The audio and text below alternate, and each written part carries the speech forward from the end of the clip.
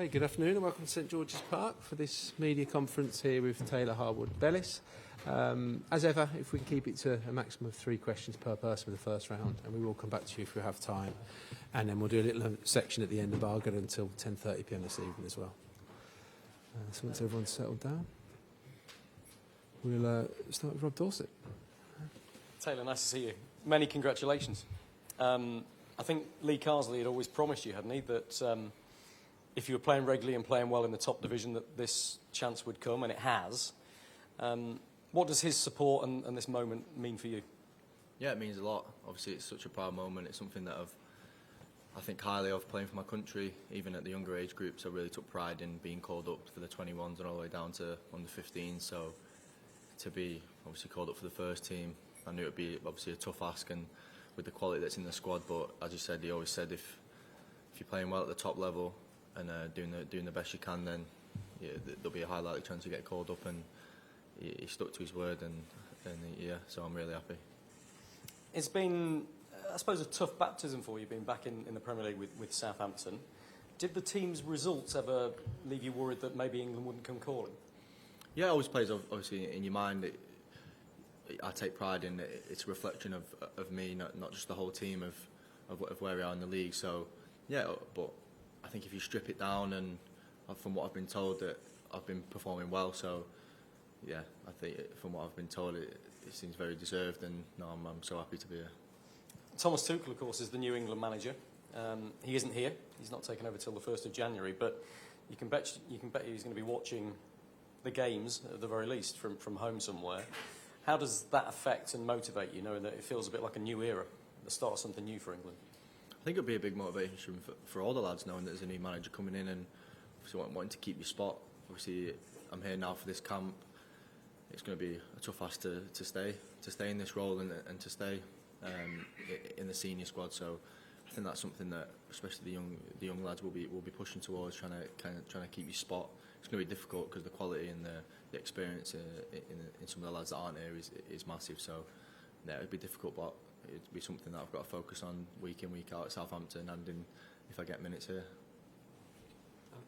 Hi Taylor. Lee Carsley's brought through a lot of your under-21 teammates. Did you see them coming through and think the chances of you getting a call-up were going to be increased?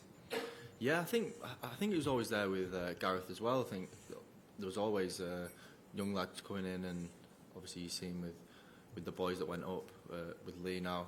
So yeah, there was always a pathway there. I thought you just got to play well at the top level, and I've done that now. So I've got to keep pushing. I think even with the pull-outs, there's still 8 of you who played in that under-21 team who won the Euros last summer. Has that made it feel more familiar and helped you to settle in these first couple of days? Yeah, definitely. No, obviously I know the boys on a good level. The lads that have obviously played in the Euros, spent a lot of time with them. So yeah, it did make it a little bit easier knowing them so personally. But no, everyone's been really welcoming, and once you get on the pitch, it's all fine. You touched on it there, but with Lee calling up a lot of the under-21s and the new manager coming in, does it feel like a new generation that you're part of it? Yeah. It's just about now for me staying part of it. That's my sole focus now on the English side. Is just staying, keep doing what I'm doing, if not more, and keep trying to be part of it. That's my job now. Taylor, was it a hard decision to leave the champions in the end when that move came? It was obviously I've got to play football matches, and to play football matches is big for me in my career, being so young. So when obviously I went on loan to Southampton, there was a obligation on promotion, and we done that. So yeah, at the end of the day, it wasn't my choice at the end of the year, but obviously I was buzzing that it happened. I wanted it in there, and yeah, I'm so happy to be at Southampton now. And in the time that you were at Manchester City, can you tell us a little bit about the influence of people like John Stones and Kyle Walker, who's obviously in this squad? Yeah, they're big influences. They're big characters and both leaders. So yeah, they always help. They're always there to help on and off the pitch, and yeah, they're good guys to be around. And Vincent Kompany as well, who's obviously played a big part in your development. Yeah, a massive part. He's had the best part of a year and a half under him, so yeah, he's helped me massively, helped me personally to grow as a player and a human as well. So yeah, I have big thanks to him. Matt and then Faye. Faye was going to come out first. How brave, but also how essential was it that you made that choice to go to Southampton rather than just like resting on your laurels and staying where you were? A big step to leave a club like that. Yeah, I think that's in my nature. I'm never going to be one to wanting to sit on the bench. That's not who I am. I grew up as a kid wanting to play football, and yeah, there was nothing that I would want to do more than just kick a ball around and actually play on the football pitch. So yeah, to go there and to be under the manager I am now and to be with the boys at Southampton, it's brilliant. And can you just sum up that feeling with the under-21s, the success that you achieve, which is generational as far as England are concerned, such a huge thing to win. How big was that for your confidence and your belief that you can go and you can be a champion of Europe, a real winner with England? Yeah, it was obviously tough at the time to get through and to get it over the line at the tournament. But looking back, it's a massive achievement, something that I'm really proud of. All the boys that were there, it was we done it together as a team, and just to celebrate after was you just knew it was big. And then coming back, and it was everywhere really that everyone was saying well done.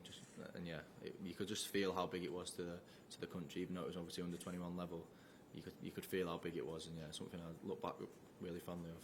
Just one final one. How much does it feel around at St George's Park and around England now that this is a winning environment, that this is a place where winning happens? Yeah, I think it has to be. It has to be something that we demand with the quality and the experience that we have, especially in the younger ages and obviously through to the seniors. I think I don't think there's any game that we go into and not firmly believe that we can win it. So yeah, I think that's demanded all the way down through the age groups and especially with the senior team. Hi Taylor, congratulations on your call-up. Thank you. We always love to hear the story of how you found out, who you first told, family members as well as teammates. Yeah, so Lee obviously rang me in the morning and just said, yeah, you'll be with us, you'll be with the seniors, and I obviously didn't quite believe it at first. It was a pleasant surprise. Obviously my partner was next to me, so obviously she knew, and then I phoned my dad, who was very proud. He loves England and loves the fact that I play for England even when it was the younger age groups. So yeah, he was so happy, and obviously told my mum, my family were just they were ecstatic. Yeah, I bet they were. Any teammates that you spoke to, or anybody in the seniors that you maybe haven't spoken to that you've managed to grab a few moments with since you've been here? Yeah, to be fair, one of the first people to message was Aaron Ramsdale. Obviously he was obviously injured now, so yeah, he messaged straight away, and I was happy to see his name just because obviously one of my mates at the club. So yeah. You've said that your sole focus is on staying in the side, being selected for every camp. Are you focused on the World Cup in 18 months' time, and what is it that's going to get you to that tournament? I think the big focus now is the two games coming up, just because they're very important games. Obviously getting promoted out of this group. So yeah, I think that's the focus now. That's been the message from Lee and the staff. So yeah, I think the two games are very important. And what attributes do you want Thomas Tuchel and, of course, Lee Carsley to see from you in this camp? I think just being myself. It's the message I've always had. Just be yourself, be confident, and just do what you do at your club. And yeah, that was it really. Good luck. Thank you. Henry? Taylor, hi. Congratulations. What is it about Stockport that suddenly made it a hotbed of football? You know, we see Phil Foden, Cole Palmer, I think Kobbie Mainoo's from there, obviously yourself. What is it about Stockport? Something in the air, I think, in Stockport. Yeah, I don't know. It's a good town, good people, and yeah. So obviously the club Stockport County is a big support of that. So there's football everywhere. It's down the road from Manchester with City and United. So yeah, it's a footballing area. The grassroots is good. So yeah. You've got football, so family connections with the club Stockport County. Is that right? Your uncle's obviously heavily involved. Was that right that your dad was mascot once? Yeah. Not once. He done it for a good time. To be fair, he's not once. He wasn't just a one-time thing. He was. That good at it. Yeah, he was the bear. Yeah, he was. It was sad to see him stop doing that. To be fair. Yeah. And just finally, you obviously got sort of sport in the family. Your sister's a very good basketballer. Yeah, she is. She don't play anymore, but she does. She represented Great Britain. So yeah, sporty family. She was good at basketball. Yeah. Great. Come across this. Sorry, get the mic across. Oh, yeah, there's one there. Thanks, Grace. Hi, Taylor. Good to see you. What I want to know is how it has been basically just training in the first team, working with Mark Curhey, working with Ezri Konsa, and working with Jared Branthwaite, because we can see there's a lot of talent that are missing from the squad, but we want to kind of know what you've been learning from your teammates so far in the same position. Yeah, I've obviously played with Mark before for the 21s. He was always just like a steady figure. I'm sure a few of the boys have said that before about Mark. He's a very mature and someone that he gives good energy, of just calm and also a very good leader. So have you started calling him Uncle Mark like everyone else? No, not yet. I think hopefully a few more camps and you get Uncle Mark. Yeah, and obviously Ezri is a really good footballer. You can see that for Villa every week. So yeah, it's good to see. It's good to see the level that the boys are at, and trying to match it really. And obviously Jared, I know Jared well. Obviously he's been really good for Everton. So yeah, it's just about matching that level and showing that I can play at their level, and yeah, just keep improving. And then going on to the attackers as well, has there been any attackers that have been surprising you in training with the technical ability, the pace and the power that they've got compared to what you're facing in the Premier League as well? I won't say it was a surprise, no, because the boys are here for a reason. They're all top players, so I wouldn't say it was a surprise. Everyone's good in their own way. I'd say obviously not one bad footballer out there. The level in training is top. It's difficult to compete with, but something that I'm enjoying and thriving on. So yeah, I wouldn't say it was a surprise to anyone. Final one from me. You had Russell Martin, who was praising you on the weekend for getting into the England squad as well, which is fantastic. How has it been developing under him at Southampton? Yeah, really good, really good. He gives good detail and just wants to help the players, especially centre halves as he used to play there. So yeah, he gives us a lot of info and helps us personally. And obviously he's a really good guy as well, so that helps. Brilliant, thanks. Okay, anyone else in the live section before we come back to Rob? I think you had a couple more. Time for Rob for a few more. Yeah, and then Matt, you got one. Taylor, I want to add, you're quite a rare thing. You're an England captain that's lifted a major international trophy. Obviously, that was just under 18 months ago when you did that with the 21s, but you've had a taste of it now. And you mentioned that 8 players in this squad have come from the 21s as well. Do you think that hoodoo can be lifted? Do you have confidence in that now that you're part of the new breed and the new generation that's coming through to the senior team?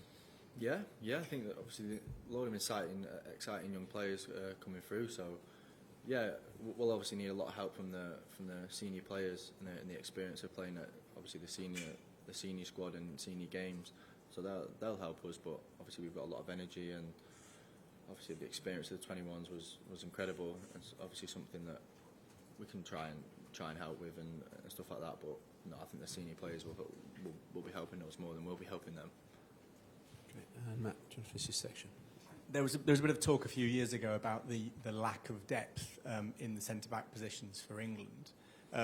Now things seem to have really turned around with that. We have so many options and such competition. How strong would you suggest the England centre-back pool is now with John and Ezri and Mark, etc., and all of these young players coming through?